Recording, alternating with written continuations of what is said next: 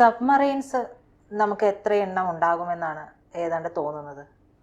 വലിയ എണ്ണം തന്നെ ഉണ്ടാവും അല്ലേ? അപ്പോൾ പുതിയൊരു വാർത്ത വരുന്നതായിട്ട് കേട്ടു. എന്താണ്, നമുക്ക് ആളില്ല സബ്മറൈനൊക്കെ വരികയാണ്, അന്തർവാഹിനി വരികയാണ് എന്നുള്ളതാണ്. ആ വാർത്ത സത്യമാണോ അത്? തീർച്ചയായിട്ടും. അതായത് ഇന്ത്യയുടെ ആളില്ലാ വാഹനങ്ങളുടെ ഒരു കണ്ടെത്തൽ എന്ന് പറയുന്നത് വലിയ രീതിയിൽ അതിനെ മുന്നോട്ട് പോയിക്കൊണ്ടിരിക്കുകയാണ്. അതിപ്പോൾ നമുക്ക് ആളില്ലാ വിമാനങ്ങൾ, ഡ്രോണുകളുടെ കാര്യത്തിൽ പ്രധാനമായിട്ടുണ്ട്. പിന്നെ ആളില്ല അൺമാൻഡ് ആയിട്ടുള്ള ഓൾ ടെറൈൻ വെഹിക്കിൾ ATVകൾ നമ്മളതും നിർമ്മിച്ചു കഴിഞ്ഞു എന്നുള്ളതാണ്.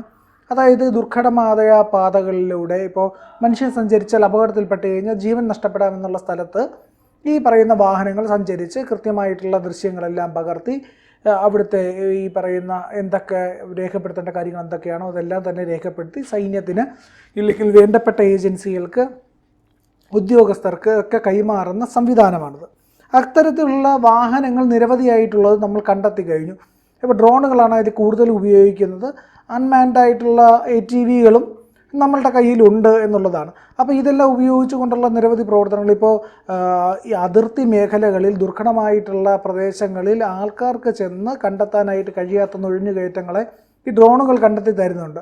ഈ ഡ്രോണുകൾ ഉപരിതലത്തിലൂടെ മാത്രമല്ല, ഇപ്പോൾ നിബിഡ വനപ്രദേശങ്ങളിലാണെങ്കിൽ താഴെ ഇറങ്ങി ഈ ചോലകൾക്കിടയിൽ ആരെങ്കിലും ഒളിച്ചിരിപ്പുണ്ടെങ്കിൽ അവരെ കൂടി കണ്ടെത്താവുന്ന രീതിയിലേക്ക് നമ്മളുടെ ഈ തെർമോ സിസ്റ്റംസൊക്കെ ഉപയോഗിച്ചുകൊണ്ട്, അതായത് ഒരു മനുഷ്യ ശരീരത്തിൻ്റെ താപം വളർന്നുകൊണ്ട് അവിടെ ഒരാളുണ്ടെങ്കിൽ അതിനെ കണ്ടെത്താനും അയാളെ വധിക്കാനുമൊക്കെ ആയിട്ടുള്ള നീക്കങ്ങൾക്ക് കരുത്ത് പകരുന്നുണ്ട്. അത് സ്ഥിരമായിട്ട് നമ്മൾ കാണുന്നുണ്ട്. പക്ഷേ ഇവിടെ ഒരു പടി കൂടി കടന്നിട്ട് വലിയ ആയുധശേഷി ഉള്ള അന്തർവാഹിനികൾ, അതും ആളില്ല അന്തർവാഹിനികൾ ഇന്ത്യ നിർമ്മിക്കുന്നു എന്നുള്ളതാണ് ഏറ്റവും പ്രധാനപ്പെട്ട കാര്യം.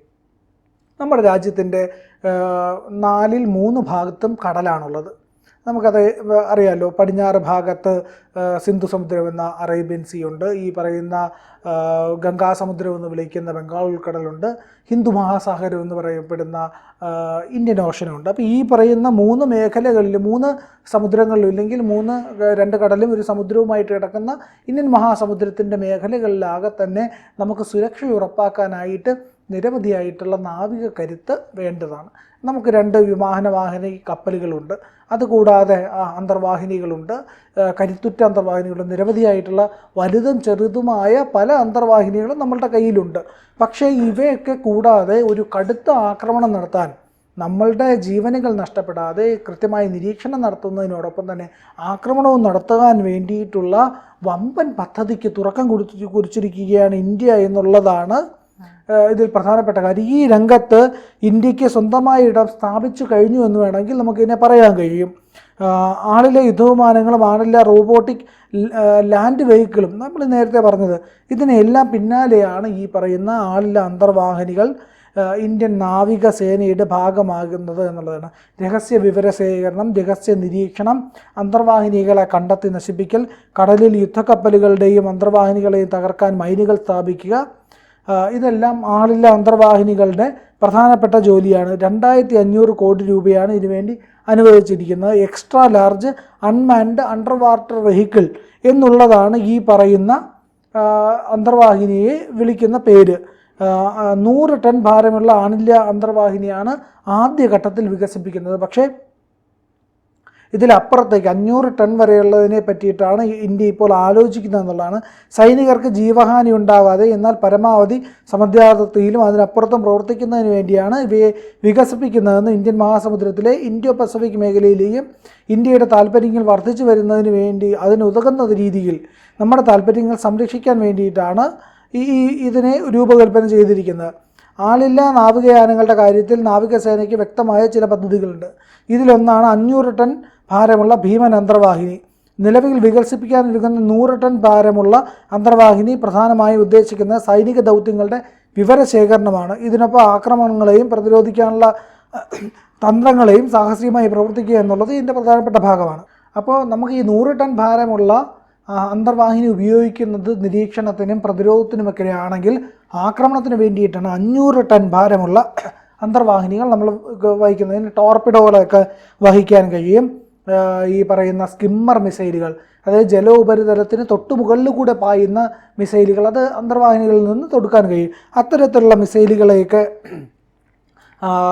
പ്രയോഗിക്കാൻ കഴിയുന്ന രീതിയിലാണ് ഇവ നിർമ്മിക്കുന്നതാണ്. പ്രാഥമിക രൂപകൽപ്പന പ്രകാരം കപ്പലുകളെ അന്തർവാഹിനികൾ തകർക്കാനായി ഭാരം കുറഞ്ഞ ടോർപിഡോകൾ, ഭാരം കൂടിയ ടോർപിഡോകൾ എന്നിവയും ഇവയ്ക്ക് വഹിക്കാനായി കഴിയും.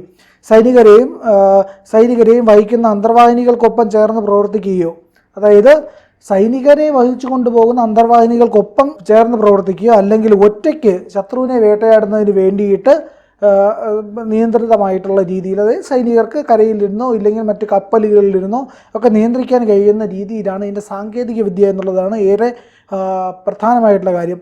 ഭീമൻ ആളിൻ്റെ അന്തർവാഹിനി ശത്രുവിൻ്റെ സോണാർ നിരീക്ഷണങ്ങളെ കബളിപ്പിക്കാൻ സഹായകമായിട്ടുള്ള സ്റ്റെൽത്ത് സവിശേഷതകൾ കൂടി ഉൾക്കൊള്ളിച്ചാണ് നിർമ്മിക്കുന്നത് എന്നുള്ളതും പ്രത്യേകതയായിട്ടുള്ള ഒരു കാര്യമാണ്. നിരവധി പ്രതിരോധ സംവിധാനങ്ങൾ നിലനിൽക്കുന്ന ശത്രുവിൻ്റെ സമുദ്രമേഖലയിൽ കടന്നു കയറി ആക്രമണം നടത്താനും നാവികസേനയെ സഹായിക്കാനും ഇതിലൂടെ പരമാവധി സൈനികരെ നഷ്ടപ്പെടുന്നത് ഇല്ലാതാക്കാനും ഈ പറയുന്ന അന്തർവാഹിനികൾക്ക് കഴിയും. അടിസ്ഥാന സൗകര്യങ്ങൾ നശിപ്പിക്കാൻ കഴിയും. ഇപ്പോൾ ഒരു തുറമുഖം, ആ തുറമുഖ മേഖലയെ തകർത്താ കഴിഞ്ഞാൽ അവിടെ ശത്രുവിൻ്റെ കപ്പൽ എടുക്കാൻ കഴിയില്ല, റീഫ്യൂൽ ചെയ്യാൻ കഴിയില്ല, ആയുധങ്ങൾ കൂടുതൽ അതിനകത്ത് സ്ഥാപിക്കാൻ കഴിയില്ല.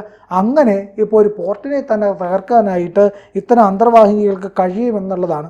ഇതിനൊപ്പം 20 ടൺ ഭാരമുള്ള ചെറിയ അന്തർവാഹിനികളും വികസിപ്പിക്കാനിരിക്കുന്നുണ്ട്. അതായത് വിവരശേഖരണത്തിനായിട്ട് പെട്ടെന്ന് കണ്ടെത്താൻ കഴിയില്ല, പതുങ്ങിയിരിക്കാൻ കഴിയും, ദൂരങ്ങൾ സഞ്ചരിക്കാൻ കഴിയും, ഏതെങ്കിലും ഒരു ഷിപ്പ് വരുന്നുണ്ടെങ്കിൽ അതിനെ നിയന്ത്രിക്കാൻ കഴിയും. അതിൻ്റെ ഇപ്പോൾ ഒരു ശത്രു യുദ്ധ കപ്പലാണ് വരുന്നതെങ്കിൽ രഹസ്യമായി അതിൻ്റെ അടിയിൽ കൂടെ ചെന്ന് അതിനെ തകർക്കാൻ വേണമെങ്കിൽ 20 ടൺ ഭാരമുള്ള ചെറിയ അന്തർവാഹിനികൾക്ക് കഴിഞ്ഞേക്കുമെന്നുള്ളതാണ്. കൂടുതലും ഈ പറയുന്ന നിരീക്ഷണങ്ങളും നീക്കങ്ങളും ഒക്കെ കണ്ടെത്താൻ വേണ്ടിയിട്ടാണ് ഇതിനെ ഉപയോഗിക്കുക എന്നുള്ളതുകൊണ്ട് ഇങ്ങനെ 20, 100, 500 ടൺ അന്തർവാഹിനികൾ പൂർണ്ണമായും പ്രവർത്തന സജ്ജമാകുന്നതോടെ സമഗ്രമായ ആളില്ല അന്തർവാഹിനി സംവിധാനം സ്ഥാപിക്കപ്പെടും എന്നുള്ളതും പ്രധാനപ്പെട്ടാണ്. യുദ്ധം പോലെയുള്ള സാഹചര്യങ്ങൾ നാവികസേനയുടെ ശേഷിയും പ്രഗതിശേഷിയും 10 മടങ്ങ് വർദ്ധിപ്പിക്കാൻ ഇതിലൂടെ കഴിയുമെന്നുള്ളതാണ്. നിലവിൽ ലോകത്താളിലെ അന്തർവാഹിനി ഗവേഷണത്തിൽ US, ചൈന, UK എന്നീ രാജ്യങ്ങളുടെ ഗണത്തിലേക്കാണ് ഇന്ത്യ ഉയർത്തപ്പെടാൻ പോകുന്നത് എന്നുള്ളതാണ് ഇത് ഏറ്റവും നിർണായകമായിട്ടുള്ള കാര്യം. നമ്മൾ ഈ പറയുന്ന ആയുധങ്ങൾ ഉപയോഗിക്കുന്നതൊക്കെ തന്നെ നമുക്കറിയാം ഏതെല്ലാം രീതിയിൽ. നമ്മളൊന്ന് പ്രതിരോധ മേഖലയിലാണ്. നമ്മൾ ഇന്ന് തന്നെ കണ്ടു ഈ പറയുന്ന മലയാളിയായിട്ടുള്ള ഒരു എയർഫോഴ്സ് ഉദ്യോഗസ്ഥൻ, അദ്ദേഹത്തിന് കൈ നഷ്ടപ്പെട്ടു. ഈ പറയുന്ന ഉറി സെക്ടറിൽ വെച്ചിട്ടാണ് ഈ പറയുന്ന പാകിസ്ഥാൻ്റെ ഓപ്പറേഷൻ സിന്ധുവിൻ്റെ ഭാഗമായിട്ടുള്ള ആക്രമണത്തിൻ്റെ പേരിലാണ്. മലയാളി ഉദ്യോഗസ്ഥനാണ്. ഈ പറയുന്ന എയർഫോഴ്സിൻ്റെ വിശിഷ്ടമായിട്ടുള്ള ഉന്നതമായിട്ടുള്ള പുരസ്കാരം നൽകിയൊക്കെ ആദരിക്കുകയും ചെയ്യുന്നുണ്ട്. പക്ഷേ ഇത്തരത്തിൽ പോലും നമ്മളുടെ ഒരു സൈനികന് ഒരു പോറൽ പോലും പറ്റരുത്. ഇപ്പോൾ ഒരു കൈയാണ് നഷ്ടപ്പെട്ടിരിക്കുന്നത്, പക്ഷേ ഒരു മുടിയിഴ പോലും നഷ്ടപ്പെടാതെ നമ്മളുടെ സൈനികരെ സംരക്ഷിച്ചുകൊണ്ട് ശത്രുവിന് മേൽ കനത്ത പ്രഹരം നൽകാനായിട്ട് ഇത്തരം ആയുധങ്ങൾക്ക് കഴിയുമെന്നുള്ളതാണ്. എന്തായാലും വരാൻ പോകുന്ന കാലത്തിൻ്റെ യുദ്ധരീതികൾ കൺവെൻഷണൽ വാർഫെയർ അല്ല, ഇത്തരം ആയുധങ്ങൾ ഉപയോഗിച്ചുകൊണ്ടായിരിക്കുമെന്നുള്ളത് വ്യക്തമാണ്. ഇതിൻ്റെ കൂടുതൽ വികാസത്തിലേക്കാണ് ഇന്ത്യ ലക്ഷ്യം വയ്ക്കുന്നത്. എന്തായാലും കരുത്തുറ്റ ചുവടുവയ്പ്പാണ്. ലോകരാജ്യങ്ങൾക്കൊപ്പം ഇന്ത്യയുടെ കരുത്തും നാവികസേനയുടെ ഭാഗത്ത് നിന്ന് ഉണ്ടായിരിക്കുന്നു. അത് വലിയ തുടക്കമാണ് ഇപ്പോൾ നടന്നിരിക്കുന്നത് എന്നുള്ളത് സംശയമില്ലാതെ പറയാൻ കഴിയും. കൂടുതൽ വാർത്തകളും വിശേഷങ്ങളും നിങ്ങളിലേക്ക് എത്താൻ ABC മലയാളം സബ്സ്ക്രൈബ് ചെയ്യുക, ബെൽ ബട്ടണും അമർത്തുക.